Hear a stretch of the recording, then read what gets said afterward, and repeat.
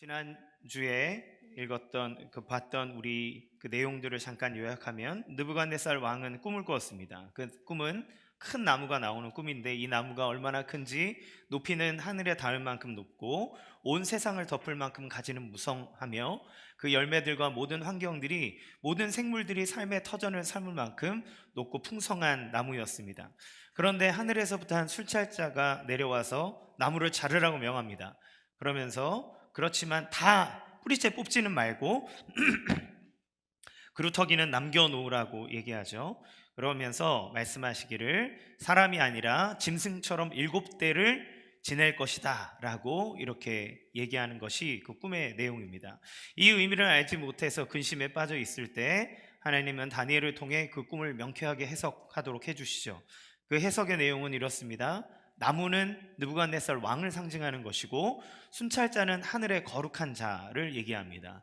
그분이 뜻에 따라 왕이 사람에게 쫓겨나서 들짐승처럼 그들과 그 야외에서 함께 살게 되고, 소처럼 풀을 먹고 하늘 이슬에 젖을 것인데, 7대가 지나면, 이 7대라고 하는 건 숫자적으로 7년을 의미하기도 하지만 동시에 완전수인 7임으로 이제 하나님이 정하신 완전한 때, 하나님 정하신 때가 다 이르게 나면 다시 그 왕이, 하나님 지극히 높으신 이가 이 사람의 나라를 다스리고 누구든지 그 뜻에 맞는 사람에게 나라를 주신다는 것을 깨닫게 될 것이고, 그것을 깨달으면 다시 왕위로 복권될 것이다. 왕의 나라가 그 후에야 굳건하게 설 것입니다 라고 하는 내용의 해석을 들려줍니다.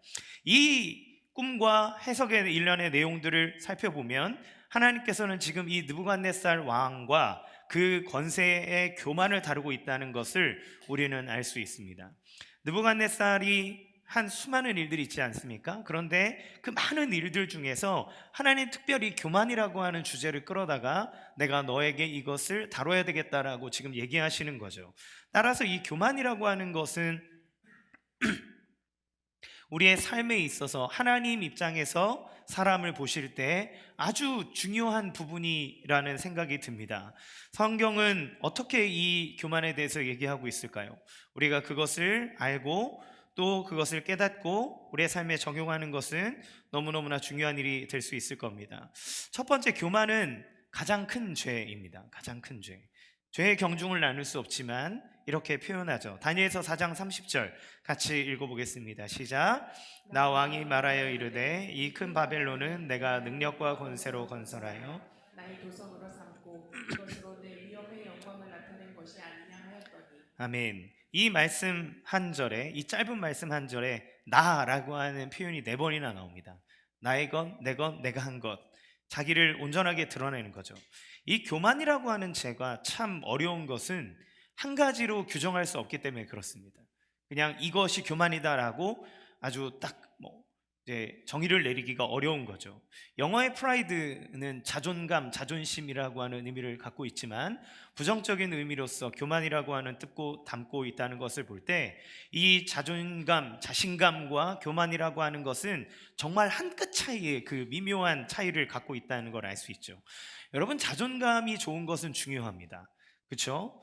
하나님은 우리의 자존감을 높여주시는 분이세요. 하나님께서 사람을 창조하시고 온 땅을 다스리게 하잖아요. 그때 하나님은 사람을 어떻게 창조하셨냐면, 하나님의 형상으로 창조하심으로써 너는 아무런 존재가 아니라 나의 형상을 따 만든 존재다. 그러니 내가 준 지혜와 능력으로 이 온 땅을 다스리라고 그들에게 명령하십니다. 예수님도 부활하셔서 제자들에게 땅끝까지 이르러 내 증인이 되라 라고 얘기하실 때, 그냥 보내신 것이 아니라 내가 하늘과 땅의 모든 권세를 하나님께로부터 부여받았다. 그러니 내가 그 권세를 가지고 너에게 명령한다. 너희는 나의 부활로 말미암아 하나님의 자녀가 되었다. 하나님의 백성이다. 하나님의 군사다. 그러니 너는 이 복음을 가지고 땅끝까지 전하라 라고 얘기하는 것은 그들의 자존감을 높여주고 그들이 어떤 존재인지를 하나님 분명하게 하시는 거죠. 우리가 삶을 살아갈 때 있어서 그리스도인으로 살아간다고 하는 건 그 하나님의 자녀로서의 자존감, 자신감, 그리고 그 신분의 확실함을 가지고 나아가는 겁니다. 그래서 하나님은 자존감과 자신감을 주시는 분이에요. 자, 그러면 이 느부갓네살은 어떤 사람입니까? 이 사람은 대단한 사람입니다. 함부로 말할 수 없는 사람이에요. 크리스토퍼 라이트 교수는 그의 책에서 그를 뭐라고 표현했냐면 건설자라고 표현을 했습니다. 그는 대단한 어마어마한 역사에 남는 제국을 건설했고, 그리고 그 제국을 통해 다양한 문화를 건설했습니다.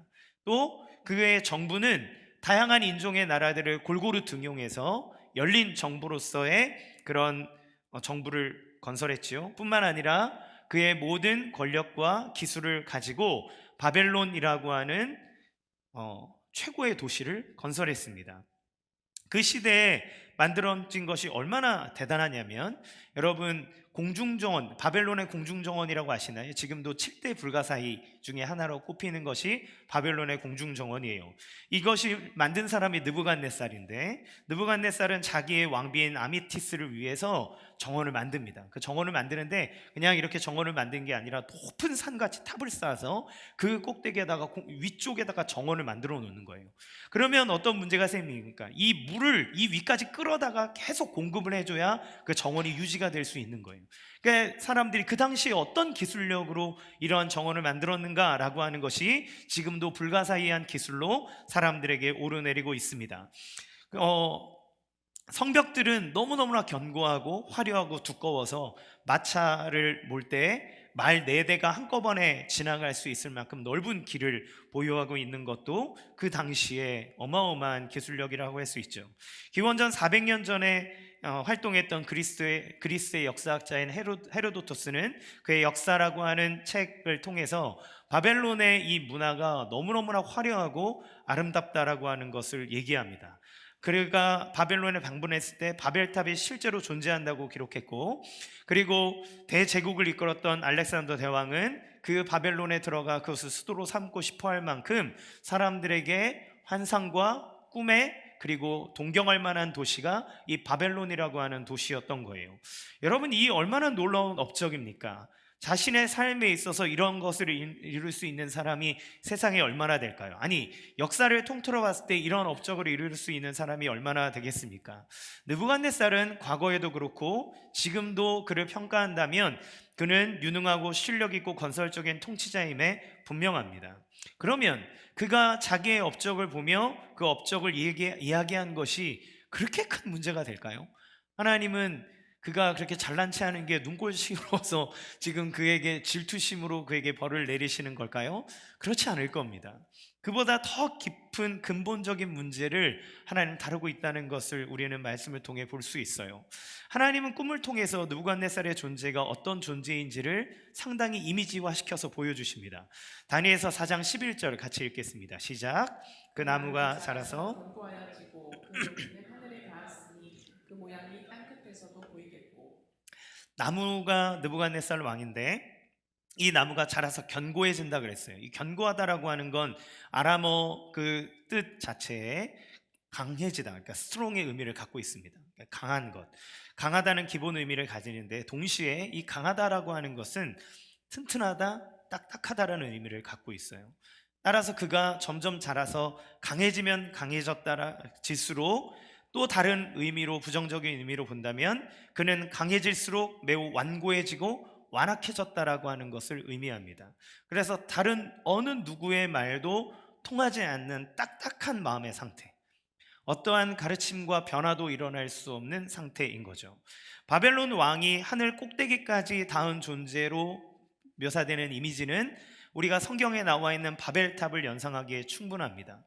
바벨탑에 쌓는 목적은 무엇입니까? 하늘에 닿아서 하나님처럼 되자라고 하는 것이 그들의 목적이었던 것처럼 이 바벨론에 있는 느부갓네살의 이미지는 하나님까지 높아진 그의 스스로 높아진 교만에 대해서 하나님을 얘기하고 있다는 거예요. 우리는 느부갓네살 왕의 그런 모습을 성경을 통해서 이 1장부터 4장까지 이루는 이 짧은 장을 통해서 너무 많은 예들을 발견했습니다. 그는 갑자기 어느 날 꿈을 꾸고 일어나서 자기 주변에 있는 지혜자들을 불러다가 내 꿈이 뭐게 이러면서 알아맞추라고 합니다. 이게 무슨 그걸 못 맞히니까 내가 니네들한테 월급 주고 니네들을 데리고 있어야 될 이유가 뭐냐, 다 죽여, 이렇게 얘기합니다. 내 손아귀에 너희의 생명과 너의 가족, 너의 모든 것이 다 달려있다. 나는 너희를 죽일 권한도 있고 살릴 권한도 있다 라고 하는 것이 그의 생각이죠. 그가 금신상을 만들어서 거기 신상을 만나서 사람들에게 다 절하라고 합니다. 절하지 않으면 죽인답니다. 여러분, 지금 같은 세상 속에서 얼마나 웃긴 이야기입니까? 그러나 그 권력이 가득한 그 시대에는 그것을 따르지 않으면 죽는 것이기에 그는 사람들에게 명령합니다. 이걸 절해라. 그러나 절하지 않는 사드락과 메삭과 아벳느고를 보고 풀무불에 던져버릴 때 그가 얘기하는 거죠. 내가 너를 죽이려고 하면 그러면 너의 신이 너를 건져낼 수 있겠냐? 그의 마음속에는 이미 하나님만큼 높아져 있는, 그러니까 자기의 삶에 자기가 신이 되어져 버려 있다라고 하는 것을 우리는 알 수 있어요. 따라서 교만은 단지 잘난 것을 말하거나 잘난 척하는 것을 의미하는 것은 아닌 것 같습니다. 그 누가 와도 바뀌지 않을 만큼 딱딱해져 있는 완고함, 완악함, 그것이 교만함, 높아진 마음인 거죠. 이런 모습을 볼 때 교만이라고 하는 것은 우리의 삶의 태도와 생각을 고장나게 만들어버리는, 나의 삶은 물론이요 나와 함께하는 모든 사람들에게 악한 영향을 끼칠 수 있는 영적인 무서운 병이라는 사실을 알 수 있어요. C.S. 루이스가 쓴 순전한 기독교라고 하는 책에서는 교만이라고 하는 주제로 아예 한 챕터를 다룹니다. 근데 그 챕터의 타이틀은 뭐냐면 가장 큰 죄라는 타이틀을 써요. 이 죄가 얼마나 독특하냐면, 보통 죄라고 하는 거는 같이 합니다. 그렇죠? 나쁜 짓은 같이 하잖아요. 이리 와 같이 하자 이러면서 같이 공범을 만드는 게 보통 죄의 특징입니다. 그런데 이 교만이라고 하는 죄는 아주 독특한데, 이 교만이 많을수록, 교만이 많은 사람은 다른 사람에게 나타나는 교만을 더 싫어합니다. 이게 아이러니한 거예요. 내가 교만하고 내가 잘난 척하는 사람일수록 다른 사람이 잘난 척하면 그게 싫은 거예요. 왜냐하면 C.S. 루이스가 얘기하기를 교만이라고 하는 건 본질적으로 경쟁적이라는 겁니다. 다른 사람이랑 비교해서 내가 더 가져야 하고 더 높아져야 하고 더 위에 있어야 하고 더 힘이 있어야 하는 것이 교만이기 때문에 이 교만은 다른 것과 연합할 수 없는 거예요. 나보다 뛰어난 존재가 나타나면 그러면 그를 시기하고 질투하고 무너뜨려 버리기를 원하는 것이 교만이 갖고 있는 죄의 특징이라는 겁니다. 우리는 사람들이 돈 많고 똑똑하고 잘생긴 것을 뽐낸다고 말하지만 그렇지 않은 거죠.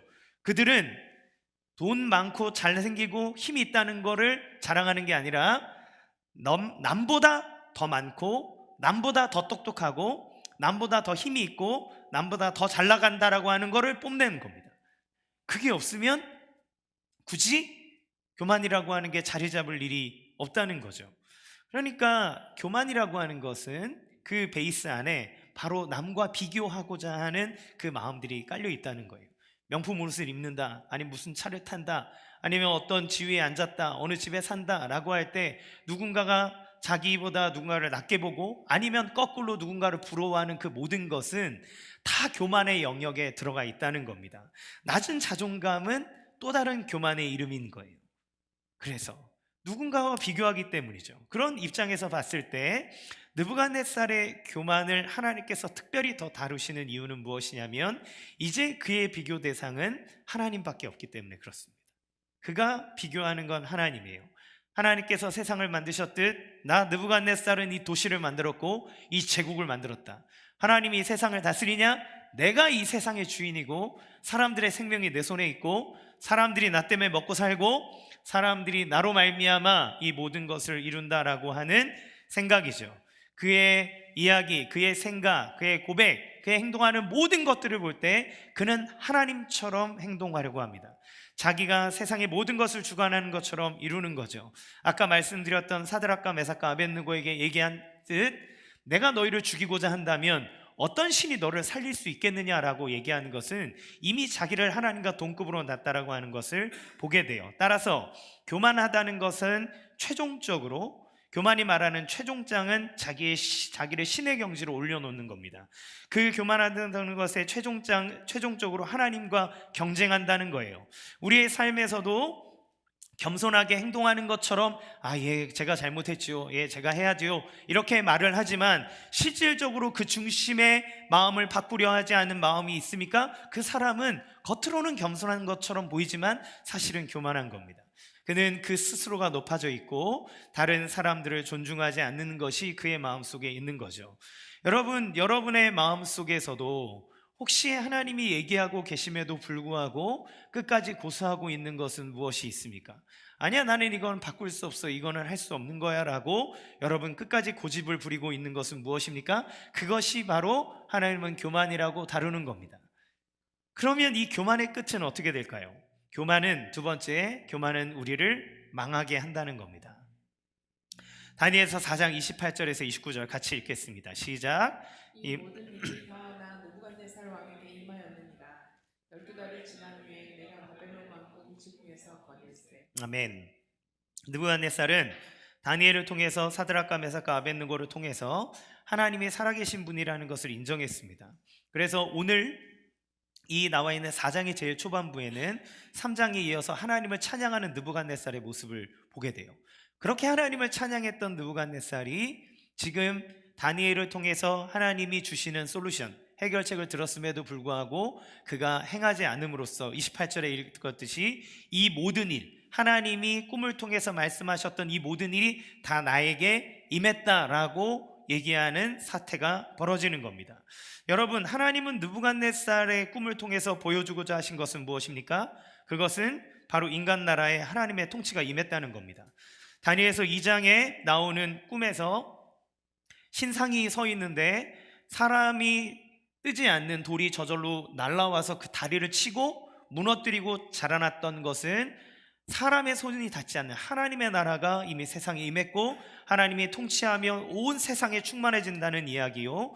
지금 4장에 나와 있는 이 꿈의 이야기도 너가 왕으로서 높아졌느냐? 그런데 진짜 너를 다스리는 존재가 하늘로부터 내려와서 너에게 역사한다는 것을 보여주죠. 모두 다 이 세상을 통치하시는 하나님이 계시고 그분의 통치가 이 땅에 가득하다는 것을 보여주는 메시지입니다. 그래서 다니엘은 느부갓네살에게 그런 심판이 임하지 않도록 하나님 나라의 관점에서 해결책을 제시하는 겁니다. 하지만 동시에 오늘 그의 마음이 얼마나 딱딱한지를 동시에 보는 거죠. 어떤 말씀인가요? 27절 읽겠습니다. 시작.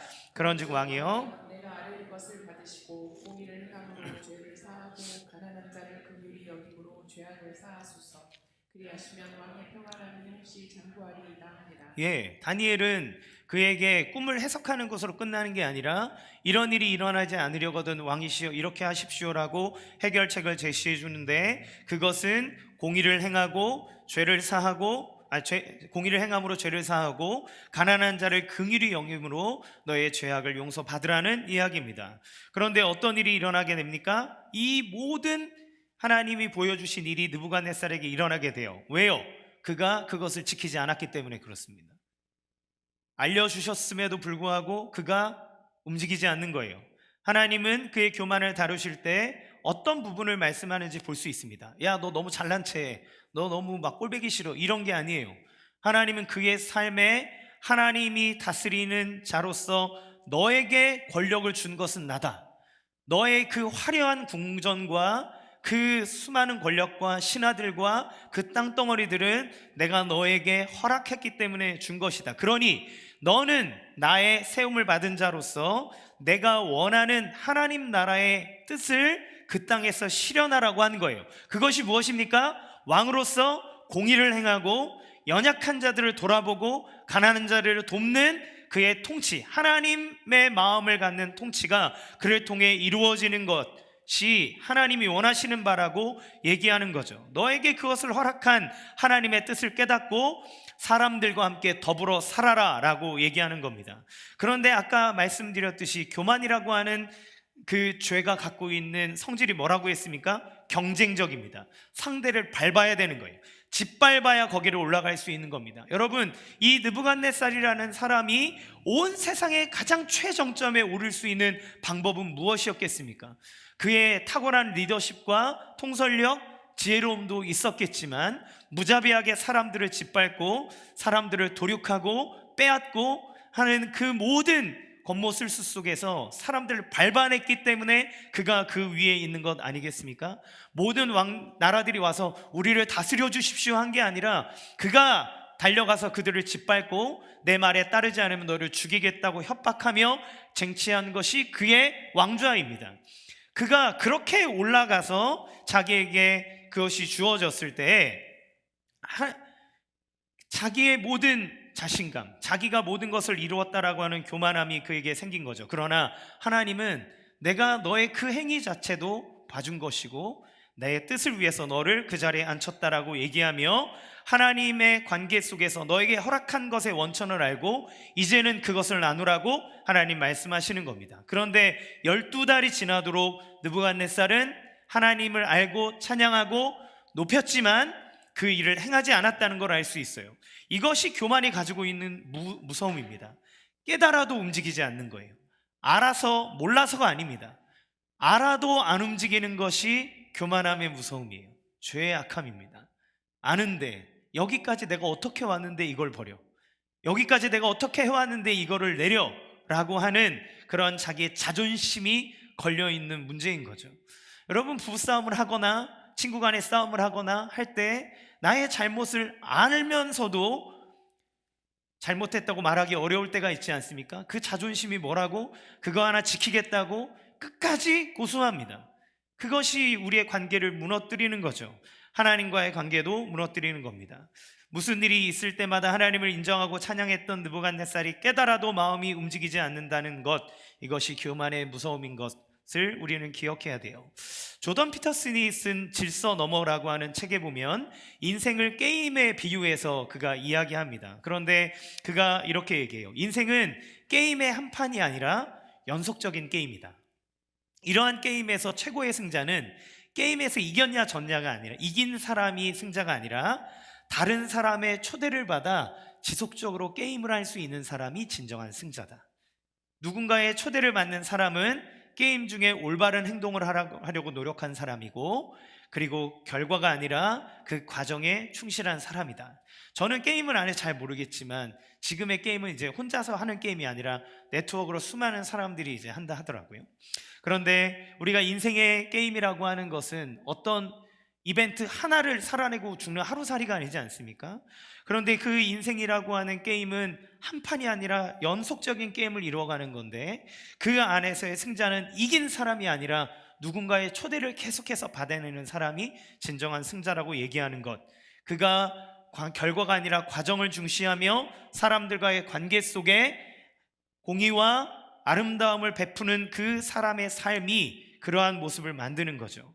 여러분, 하나님이 원하시는, 느부갓네살에게 원하시고 그리고 우리에게 말씀하시는 교만을 꺾어 하나님의 뜻을 이루라고 하는 것은 이런 이야기입니다. 이것은 단지 느부갓네살에게 이야기한 것만은 아니겠죠. 사실 이전에 이스라엘을 향한 하나님의 메시지이기도 합니다. 하나님은 그렇게 이스라엘 백성에게 얘기하기를 나는 너희를 선택했다. 너희는 나의 택함받은 백성이라고 했습니다. 그런데 너희가 택함받은 건 너희가 잘나서도 아니고 너희가 커서도 아니고 너희가 가장 연약하기 때문에 나는 너희를 택했다. 하나님의 은혜라는 거죠. 그러면 이스라엘 백성을 택한 이유는 무엇입니까?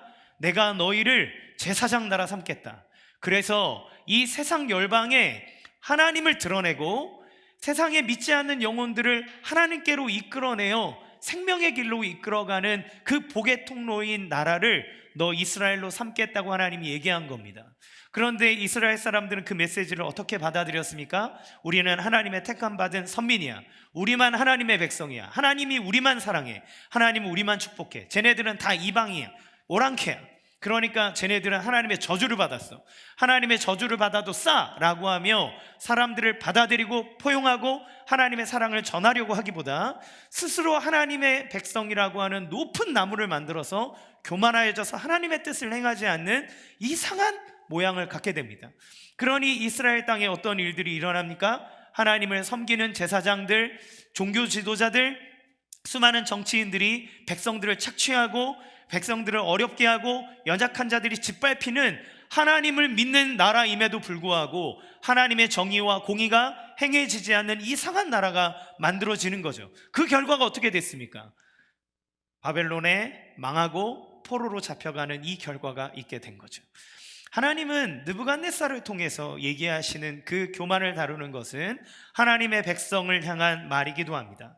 하나님께서는 우리가 하나님의 통치하심을 알고 그 하나님의 뜻을 이 땅에 구현하는 자로 우리를 세우셨다는 것, 그것을 기억해야 돼요. 따라서 우리는 느부갓네살의 이야기가 우리를 향한 하나님의 메시지라는 사실을 기억해야 됩니다.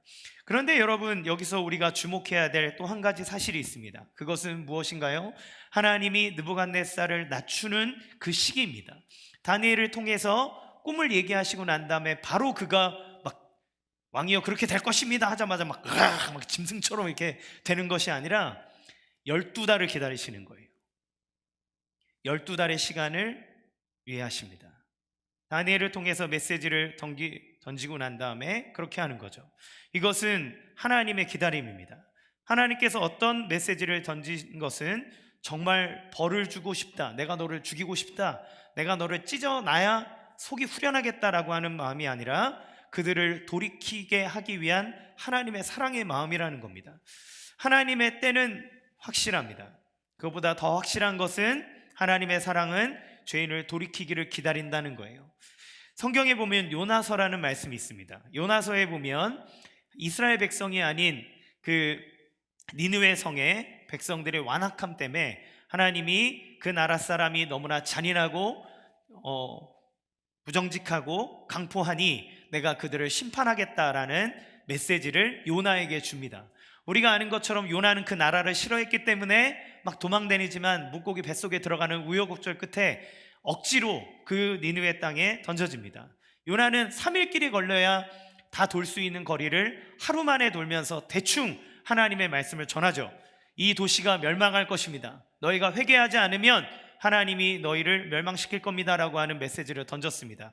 근데 그때 어떤 일이 일어납니까? 갑자기 그 대충 건성으로 던진 말씀에 니느웨 지도자와 백성들이 반응합니다. 회개합니다. 우리를 용서해달라고, 우리가 잘못했다고 그렇게 하죠. 어떤 일이 일어납니까? 하나님이 그 도시를 멸망시키기를 유보합니다. 거둡니다. 심판하지 않습니다.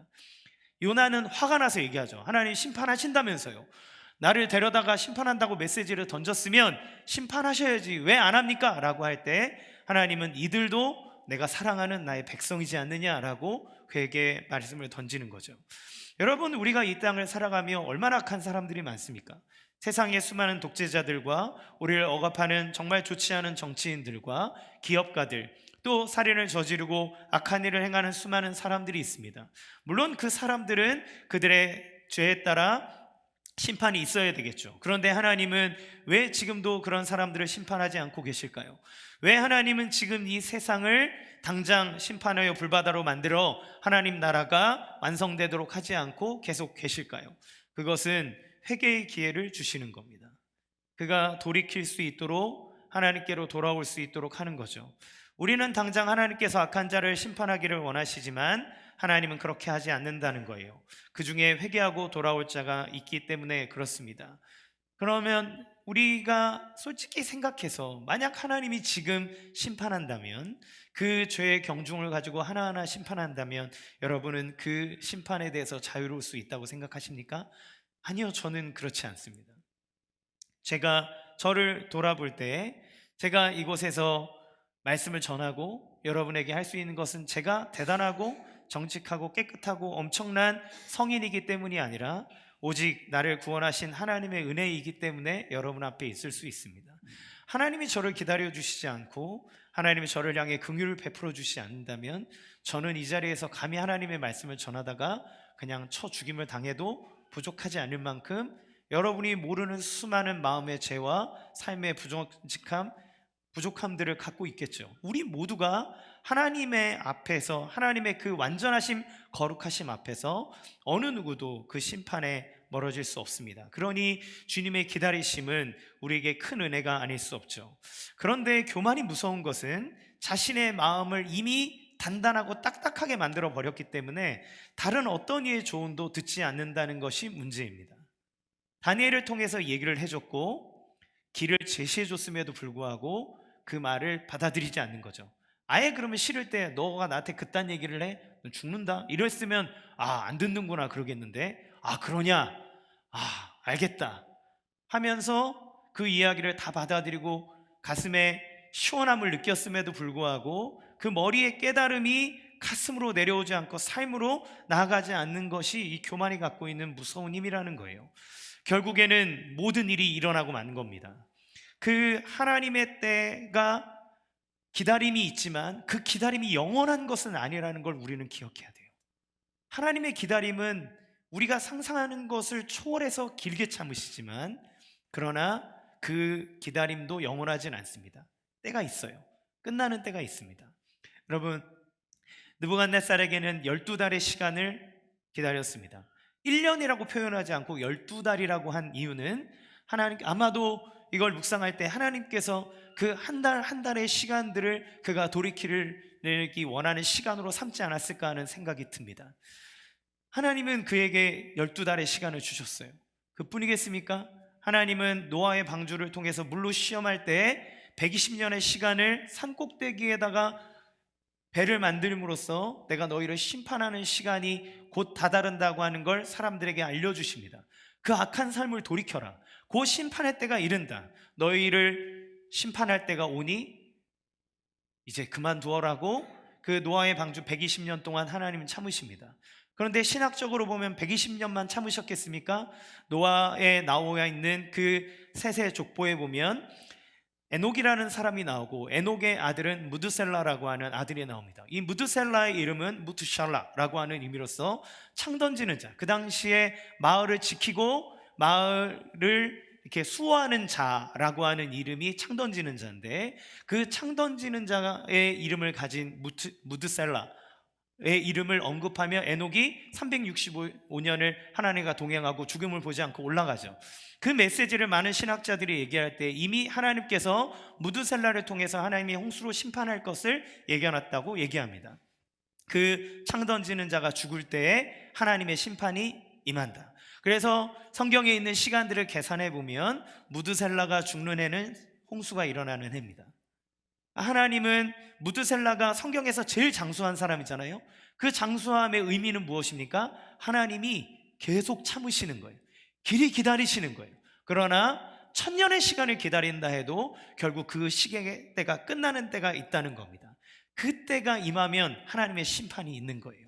그때가 지금 임하는 겁니다. 사랑하는 성도 여러분, 우리의 삶에 아무런 일이 일어나지 않는다고 안심하지 마십시오. 하나님이 기다리고 계시다면, 그러면 지금이 나에게 기회이고 지금이 우리가 돌이켜 주님을 봐야 될 때라는 것을 기억하시기 바랍니다. 그러나 이 느부갓네살은 그 얘기를 듣지 않았어요. 그리고 결국 그 공중정원의 옥상일 거라는 생각이 듭니다. 그것을 거닐며 자기의 나라를 바라볼 때 하나님 앞에 외치듯이 얘기하는 겁니다. 내가 세운 이 도성, 이 거룩한 바벨론을 봐라. 나의 권세와 능력과 나의 영화와 위엄이 여기에 다 나타나 있지 않느냐라고 하나님께 이야기하듯 자기의 업적을 얘기할 때 그의 입술이 다 끝나지도 않는 그때 하늘의 음성이 들리는 겁니다. 느부갓네살아, 내가 너에게 선언한다. 왕권이 너에게서 떠나갔다. 그 때가 되면 하나님 앞에 돌이킬, 그리고 그 시기도 다 잃어버리는 거예요. 여러분, 그러면 이렇게 무서운 교만, 우리를 딱딱하게 만드는 교만, 하나님의 음성과 수많은 사람들의 조언을 들어도 바뀌지 않는 이 교만하고 딱딱한 마음을 어떻게 치료받을 수 있을까요? 세 번째, 교만에서 우리를 건지시는 겸손의 은혜가 있다는 것을 우리는 알아야 합니다. 다니엘서 4장 34절 같이 읽겠습니다. 시작. 그 기한이 참에 느부갓네살이 하늘을 우러러보았더니 내 총명이 다시 내게로 돌아온지라. 이에 내가 지극히 높으신 이에게 감사하며 영생하시는 이를 찬양하고 경배하였나니 그 권세는 영원한 권세요 그 나라는 대대에 이르리로다. 아멘. 느부갓네살의 교만이 치유되는 것은 자신의 깨달음에 있지 않습니다. 짐승처럼 살아봤더니 교만하면 안 되겠더라라고 하는 깨달음이 아닌 거예요. 그의 회개에 있지도 않습니다. 그의 회복은 그가 자신을 바라보는 것이 아니라, 그전에는 나 느부갓네살을 바라봤지만 그의 삶에서 바라보게 된 것은 하늘을 우러러 보았을 때 이루어졌다는 사실을 우리는 기억해야 돼요. 그 하늘을 우러러 보는 자세를 우리는 겸손이라고 얘기합니다. 겸손이란 것에 대해서 아까 제가 말씀드렸던 조던 피터슨의 이야기를 빌리겠습니다. 그분은 원래 무신론자이기 때문에, 그러나 무신론자임에도 불구하고 성경의 이야기들을 되게 중요하게 여기는 희한한 사람입니다. 근데 이 중립을 위해서 이분의 이야기를 하고자 합니다. 이분이 얘기하는 겸손이란 어떤 사실을 내가 알더라도 모른다 생각하고 그 가르침을 경청하는 자세를 말합니다. 아는 것은 유한하지만 모르는 것은 무한하므로 실제로 모르는 것과 친해지려는 자세는 더 많은 것을 배울 수 있게 합니다. 더 큰 일을 이루고 싶다면 비록 성공했더라도 성공하지 못한 사람의 자세로 신중하고 겸손하게 현재의 게임, 인생에 참여하십시오. 이것이 겸손의 모습이라는 거죠. 너가 성공했냐? 성공했다 하더라도 너가 성공하지 못한 사람의 자세를 가지고 신중하고 겸손하게 사람들의 이야기를 듣고 끝없이 배우고 나아가면 그것이 겸손의 자리라는 겁니다. 저는 이 이야기가 너가 아무리 성공하고 높아졌다 하더라도 너의 위에 반드시 누가 있다는 사실을 기억하라는 말로 들립니다.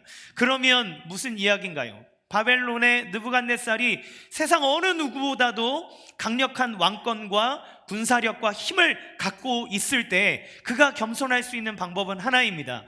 네 위에 있는 이 높은 나무보다 위에서 내려와서 명령하시는 그 순찰자, 절대자 하나님이 계심을 알고 그 하나님 앞에서 자기는 끝없이 배워야 하고 자기는 끝없이 그분의 은혜와 긍휼을 입어야 된다는 존재라는 것을 생각하는 것, 그것이 겸손이라는 거예요.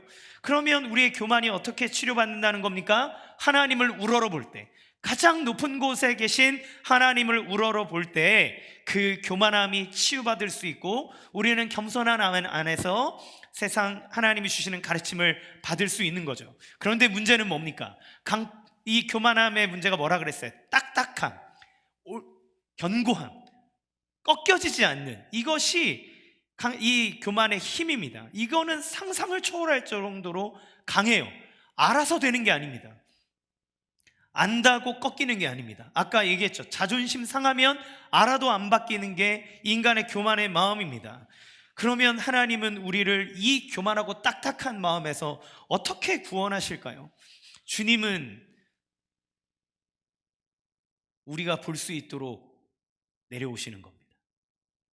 우리가 눈을 들어서 하나님을 쳐다봐야 되는데 우리의 교만함이 딱딱하게 굳어져서 하나님을 볼 수 없으니 하나님이 그 영광을 가지시고 밑으로 내려오시는 거예요. 교만하다는 건 위에서 아래로 찍어 내려보는 겁니다. 교만하다는 건 내가 너보다 뛰어나다라고 하는 오만한 자세에서 나옵니다. 그는 내려다봅니다. 하나님이 어디로 오시는 겁니까? 그 하나님의 영광을 가지고 이 땅으로 내려오시는 거예요. 그를 회복하기 위해서 하나님의 영광스러운 모습이 그의 눈앞으로 내려오도록 하나님이 만들어주시는 것이 하나님의 방식입니다. 느부갓네살이 지극히 험한 이 고난의 시간을 통해서 그가 본 것은 무엇일까요? 다니엘 4장 17절 같이 읽겠습니다. 시작. 이는 순천자들의 명령대로요 거룩한 자들의 말대로이니 지극히 높으시니가 사람의 나라를 다스리시며 자기의 뜻대로 그것을 누구에게든지 주시며 또 지극히 천한 자를 그 위에 세우시는 줄을 사람들이 알게 하려 함이라 하였느니라. 아멘. 이 일이 일어나는 이유는 뭐냐면 하나님이 자기의 뜻대로 누구를 세우시는 분이신데, 그런데 지극히 천한 자를 그 위에 세우는 줄을 알게 하기 위해서 이 일을 행하신다고 말하는 겁니다. 그러면 이 지극히 천한 자를 왕으로 세우신다는 것을 그가 이 고난의 시간을 통하면서 알게 되는 거예요. 지극히 천한 자로 완전한 왕이 되신 분이 누구십니까? 그가 예수 그리스도인 거예요. 예수님이 왜 이 땅에 오셔서 고난 받으시고 십자가의 고난을 받으셨습니까? 우리의 교만함의 죄가 하나님을 쳐다볼 수 없기 때문에 하나님은 당신의 영광을 이 낮은 곳으로 내려보내는 겁니다. 하나님의 모든 무한함과 하나님의 지혜와 하나님의 찬란함과 하나님의 아름다움을 그 예수 그리스도를 통해서 우리의 눈높이에 맞춰 내려보내시는 거예요. 그분은 느부갓네살이 왕이었습니까? 그런데 사람이 아닌 들짐승처럼 막 유리하면서 다녔습니까? 비참해 보입니까? 그런데 예수님은 온 우주 만물을 창조하신 하나님이셨는데 그 스스로가 피조물이 되셨습니다. 피조물이 되실 뿐만 아니라 가장 가난하고 연약한 자의 모습으로 내려오셨습니다. 그가 살아가는 삶의 방식들은 무엇입니까? 그분은 틈만 나면 아버지께 순종하는 모습을 보이셨고 하나님 나라에 대해서 그들에게 가르치셨고 병든 자를 싸매어 고치셨고 연약한 자들에게 소망이 되는 하나님의 메시지를 전해 주심으로써 그 낮은 곳으로 임하시는 하나님의 은혜와 영광을 사람들에게 보여주시는 거죠. 이 낮은 겸손한 왕, 그는 우리의 아픔을 싸매어 주십니다. 우리의 무지함을 들어 하나님 나라의 빛을 보여주실 뿐만 아니라 자기를 팔아먹고 배신할 제자들에게 기꺼이 무릎을 꿇어 그들의 발을 씻어주시는 낮은 자의 모습을 보여주십니다. 예수님은 십자가에 못 박혀 죽으셨습니다. 왜 죽으셨습니까? 그의 교만함 때문이 아니라 오히려 우리의 교만함이 하나님을 보지 못함으로 하나님을 볼 수 있도록 그가 십자가에 달리사 우리의 눈을 그로 맞추게 하기 위함입니다. 이제 그 겸손의 왕은 낮아짐의 시간을 지나서 완전히 높아지셔서 하나님의 보좌에 앉아 계시고 이 땅을 다스리죠. 그래서 우리는 이 자리에서 그 예수의 이름을 부르고 예수님을 사랑한다고 말하고 예수님을 찬양한다고 말하고 예수님을 닮고 싶다고 말하고 예수님을 섬기고 싶다고 우리는 말합니다. 이것이 우리를 구원하신 하나님의 아들 예수 그리스도의 삶이고, 신앙을 갖는다고 하는 것은 바로 그 예수를 내 마음속에 모시는 겁니다. 따라서 하나님은 겸손한 자를 높임받게 하십니다. 그 겸손이 대단한 공로가 되어 칭찬을 받는 것이 아니라, 만약 그렇다면 그 겸손은 또 다른 교만의 모습으로 우리에게 나타나겠죠. 겸손하다는 것은 우리의 눈이 자신이 아니라 나를 위하여 낮아지셨을 뿐만 아니라 높아지신 그 예수님을 바라봄으로써 하나님의 영광을 보는 것에 있다는 겁니다. 그렇다면 우리가 예수님을 향하여 눈을 맞추고 바라보고 있다면, 그 예수님의 낮아지심을 보고 있다면 우리의 삶에서 어떻게 나를 높이기 위해 애쓰는 삶을 살겠습니까? 어떻게 나의 힘과 나의 권력과 나의 주장을 관철시키기 위해 다른 사람을 짓밟는 삶을 살 수 있겠습니까? 하나님이 부부가 함께 서로 동역하며 살아갈 때 서로를 존중하고 서로를 위해 종이 되고 서로를 사랑하고 죽기까지 사랑하라는 메시지를 주셨다는 것은 그 가정에 하나님의 나라가 임하는 통치의 방식이고, 그를 판단하고 그를 몰아세우기 위해서 내 말을 듣게 하는 자가 아니라 서로 낮은 자가 되어 발을 씻기는 모습, 겸손한 모습으로 나아가기를 원하는 거죠. 우리는 모두 다 권위와 권력을 원합니다. 우리는 어떤 의미에서 권력자이기도 하고 권위자이기도 합니다. 우리는 가정에서 대부분 부모님이시죠. 부모님이면 우리는 우리의 자녀들에게 권위를 갖습니다. 때로는 내가 원하는 대로 아이를 움직일 수 있는 힘도 가지고 있습니다. 그러면 주님은 왜 우리에게 그 권위를 주셨을까요? 애들을 내 마음대로 하게 하기 위해서? 아닙니다. 하나님은 우리에게, 부모들에게 권위를 주신 것은 하나님이 우리에게 주신 권위를 통하여 아이들에게 하나님의 나라를 경험하도록 하기 위한 하나님의 방편인 거예요. 그거는 무조건 오냐오냐 해주라는 말이 아닙니다. 그러나 하나님의 뜻이 겸손하게 배우고자 하는 마음과 그를 존중하는 마음으로 부모와 자녀 간의 관계가 올바르게 형성되도록 우리를 이끌어가는 하나님의 방식인 거죠. 그러면 우리의 직장에서는 어떻습니까? 우리의 사회 속에서는 어떻습니까? 사회적인 의미에서 직장에서 성공하려면, 사업에서 성공하려면 누군가를 짓밟아야 하고 누군가를 음해해야 되고 누군가에게 나의 대단함을 어필해야 하지만, 주님의 나라의 사람들은 섬기는 데에서 그 힘을 발현한다고 이야기합니다. 하나님이 우리에게 주신 것을 나누는 하나님 나라의 방식을 통해서 하나님은 우리 가운데 역사한다고 말씀하시는 거예요. 여러분, 우리가 신앙생활하면서 불행하게 되는 이유는 무엇입니까?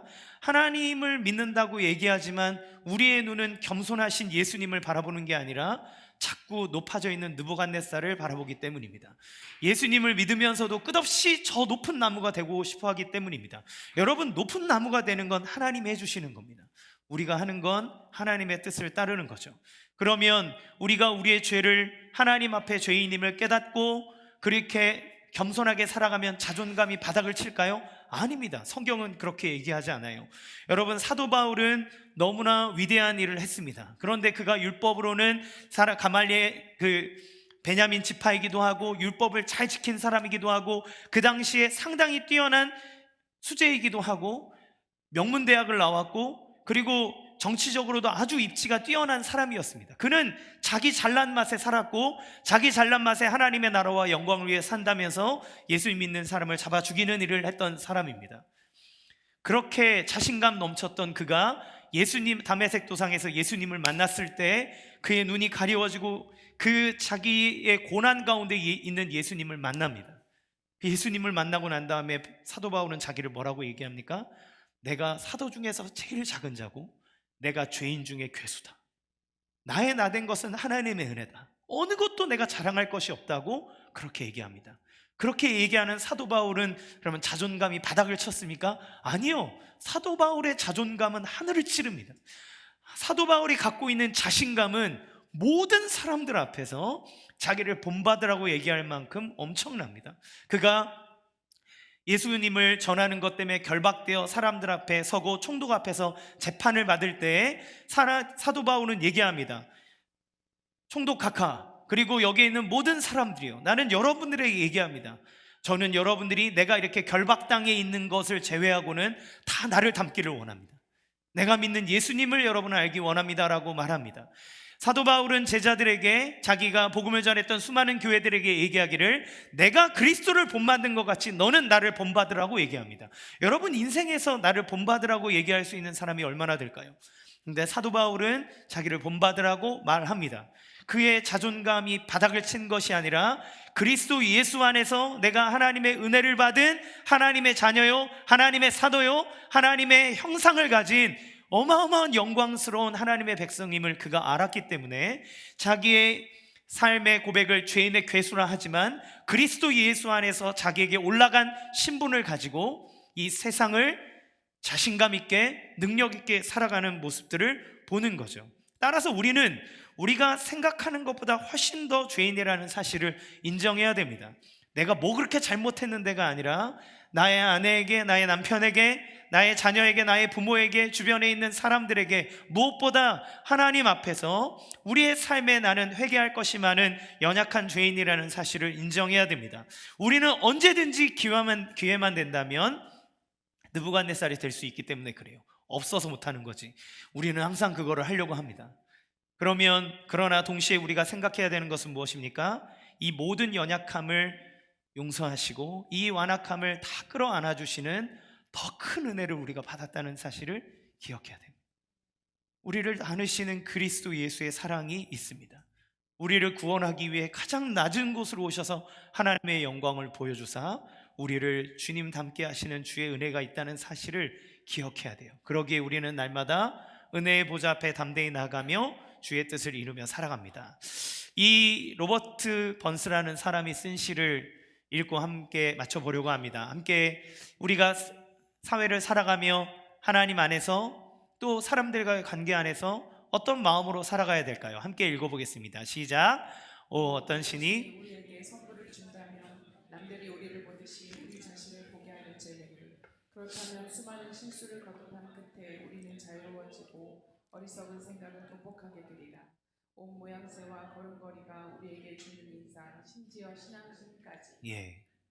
만약 하나님이 우리에게 선물을 준다면 다른 사람이 나를 보는 것처럼 나를 객관화하는 눈이 생길 수 있기를, 이것이 겸손할 수 있는 가장 중요한 모습 아니겠습니까?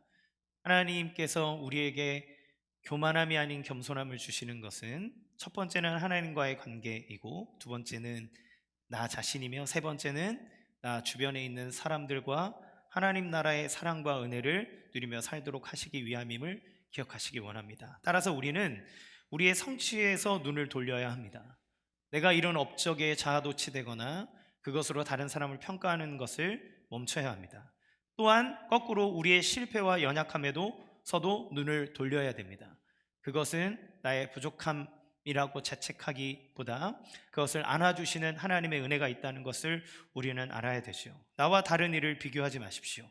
사명도 각자고 하나님이 우리에게 주시는 것은 하나님이 우리에게 주고자 하시는 가장 확실한 은혜라는 사실을 기억하시기 바랍니다. 나는 나에게 주신 은혜가 있고 나에게 내가 받은 사명이 있습니다. 그 대신 우리가 바라봐야 될 것은 우리의 눈을 하늘로 향해 들도록 하시기 위해 끝없이 낮아지신 겸손의 왕이신 예수님을 바라보고 그 예수님을 따르며 예수님이 말씀하시는 삶을 우리 가운데 이뤄내는 축복된 삶이 되기를 주님의 이름으로 간절히 축원합니다. 이 시간 함께 찬양하겠습니다.